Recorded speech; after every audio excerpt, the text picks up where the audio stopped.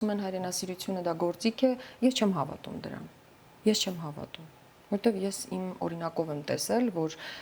հայրենասիրությունը կարող է լիքը լավ բաներ անել։ Իմ բառարանն է հայրենասիրության արդյունք, հոգատարության արդյունք։ Իսկ հայրենասիրությունը դա հենց հոգատարությունն է։ Քո ազգի, քո երկրի, քո հողի, քո ունեցածի մասին հոգ տանելն է դա։ Իրենց համար դա ինչ-որ պաթետիկ եւ անորոշ մի բան է։ Եթե իրենք իրենց մեջ այդ ձևակերպումը տան, ինձ թվում է այդպես չի լինի։ Անեն շատ կանանց եմ նկատել, ովքեր ասում են, այդ տղամարդիկ մեզ չեն հասկանում եւ այլն, բայց հաճախ դա ասում են կանայք, տղամարդիկ ես այդքան չեմ լսել, ասում են, այ կինս ինձ չի հասկանում, չէ, սովորաբար ասում են կանայք են ասում, տղամարդիկ մեզ չեն հասկանում։ Այլ ինչքանով կարող է տղամարդը կնոջը հասկանալ եւ արդյոք տղամարդուց պահանջել, որ իրենց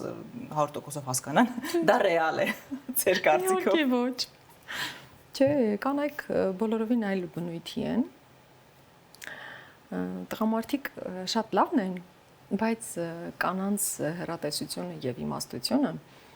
պետք է պարզապես խոստովանել, որ նրանք իսկապես իմաստուն են ու հեռատես։ Ու համել օգտվել առիթից, իդեպ։